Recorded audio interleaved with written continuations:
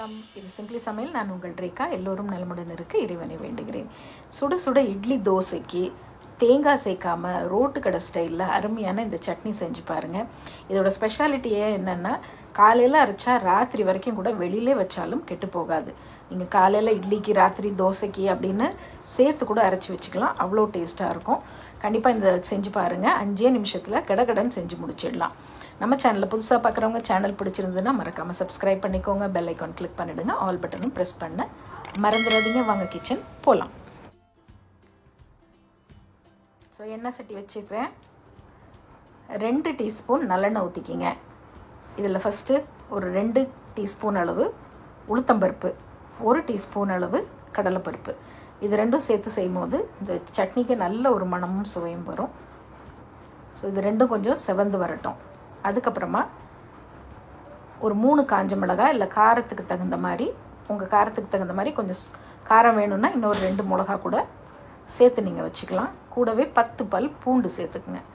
இது எல்லாத்தையும் முதல்ல இந்த எண்ணெயில் நல்லா வதக்கி விட்டுப்போம். அதுக்கப்புறம் நார்மலான பெரிய வெங்காயம் நீளமாக ஒரு 2 வெங்காயம் நான் கட் பண்ணி வச்சுருக்கேன். கூடவே கொஞ்சம் சின்ன வெங்காயமும் சேர்த்திங்கன்னா இன்னும் அருமையாக இருக்கும். ஆக்சுவலி நான் இன்றைக்கி பெரிய வெங்காயம் மட்டும்தான் போட்டிருக்கேன்.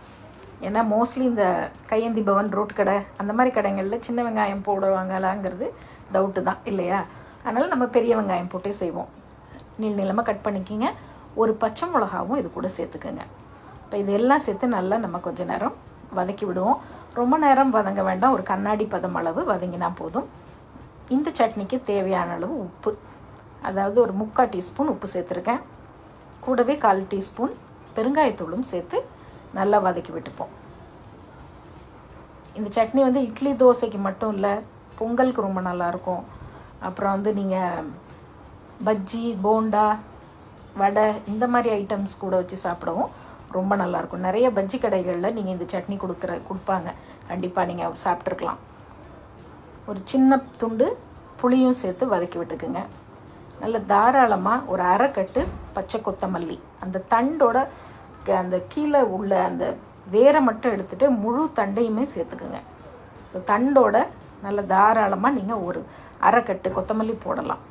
ஒரு டேபிள் ஸ்பூன் அளவு பொட்டுக்கடலை, அதையும் சேர்த்து வதக்கி விட்டுட்டு கடைசியாக நம்ம கொத்தமல்லி சேர்த்துக்கலாம்.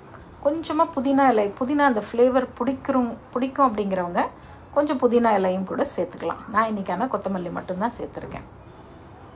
கொத்தமல்லி சேர்த்ததுக்கப்புறம் ரொம்ப நேரம் வதக்க வேண்டாம். ஏன்னா அந்த கலர் அப்படியே இருக்கட்டும். அதனால் ஜஸ்ட் ஒரு 1 நிமிஷம் அப்படியே பரட்டி விட்டுட்டு இது ஆறினோன்னு மிக்சியில் கொஞ்சமாக தண்ணி சேர்த்து சட்னி பதத்துக்கு நம்ம அரைச்சிக்கலாம். அரைச்சிட்டு வந்துடும். அடுத்தது இதுக்கு ஒரு தாளிப்பு தான். ரொம்ப சிம்பிளான சட்னி, ஈஸியாகவும் இருக்கும், டேஸ்டியாகவும் இருக்கும். ஸோ புதுசாக செய்கிறவங்களுக்கு, புதுசாக சமைக்க வர்றவங்களுக்கு என்ன சட்னி பண்ணுறது அப்படின்னு யோசிச்சுட்டு இருக்கிற நேரத்துக்குள்ளே இது செஞ்சு முடிச்சிடலாம். இப்போ ஒரு தாளிப்பு ரெடி பண்ணிடலாமா? 2 டீஸ்பூன் எண்ணெய் ஊற்றிக்கிங்க. 1/2 டீஸ்பூன் கடுகு, இதுக்கு உளுத்தம்பருப்பெல்லாம் தேவையில்லை.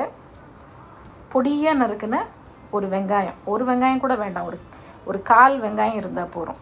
பெரிய வெங்காயத்திலே கொஞ்சம் எடுத்து பொடியாக நறுக்கி வச்சுட்டு அந்த வெங்காயம் கூடவே ஒரே ஒரு காஞ்ச மிளகாய் கிள்ளி போட்டுக்கங்க. கொஞ்சம் ஃப்ரெஷ்ஷான கருவேப்பிலை போட்டு இது நல்லா வதக்கி விட்டு எடுத்து வச்சிடலாம். இப்போ சட்னி அரைச்சிட்டு வந்தாச்சு.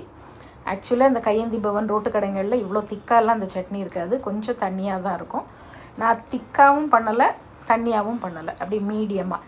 கொஞ்சமாக மிக்சியில் தண்ணி ஊற்றிட்டு அதையும் மிக்ஸ் பண்ணி ஊற்றிக்கிட்டோம்னா மிதமான அந்த ரொம்ப திக்கும் இல்லாமல் ரொம்ப தின்னும் இல்லாமல் அந்த அளவுக்கு நம்ம வச்சுக்கலாம் சட்னியை. இப்போ பாருங்கள், கொஞ்சமாக தண்ணி சேர்த்தேன். இதுவே கொஞ்சம் திக்காக தான் இருக்குது பார்த்தீங்களா? இன்னும் கூட கொஞ்சம் தண்ணி வேணும்னா சேர்த்துக்கலாம். சில பேருக்கு கெட்டி சட்னியாக சாப்பிட பிடிக்கும் அப்படின்னா நீங்கள் கெட்டியாக கூட அரைச்சிக்கலாம். நம்மளுடைய தாளிப்பை சேர்த்துட்டு ஒரு கலக்கி விட்டுட்டு சூடாக இட்லி தோசை கூட வச்சு சாப்பிட்டு பாருங்கள். ரொம்ப ரொம்ப அருமையாக இருக்கும். ட்ரை பண்ணி பார்த்துட்டு எப்படி இருக்குன்னு சொல்லுங்கள். சட்னி செய்கிறதுக்கு ரொம்ப ஈஸியான, டேஸ்டியான ஒரு சட்னி இது. நம்ம சேனலில் புதுசாக பார்க்குறவங்க சேனல் பிடிச்சிருந்ததுன்னா மறக்காமல் சப்ஸ்கிரைப் பண்ணிக்கோங்க. அப்புறம் உங்களோட நண்பர்களுக்கும் ஷேர் பண்ண மறந்துடாதீங்க.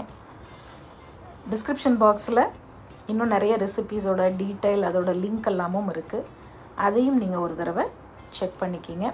ஃபேஸ்புக்லேயும் இன்ஸ்டாகிராம் பேஜ்லேயும் நம்மளுடைய சிம்பிளி சமையலை ஃபாலோ பண்ண மறந்துடாதீங்க. அதோட லிங்க் எல்லாமும் கீழே டிஸ்கிரிப்ஷன் பாக்ஸில் இருக்கும். இன்னொரு ஃபேண்டாஸ்டிக் ரெசிபியோட நம்ம மறுபடியும் பார்க்கலாம். ஸோ நீங்கள் செஞ்சு பார்த்துட்டு எப்படி இருக்குன்னு கமெண்ட்ஸில் மறக்காமல் சொல்லுங்கள். இது சிம்பிளி சமையல். நான் உங்கள் ரேகா. தேங்க்ஸ் ஃபார் வாட்சிங். Take care. பை.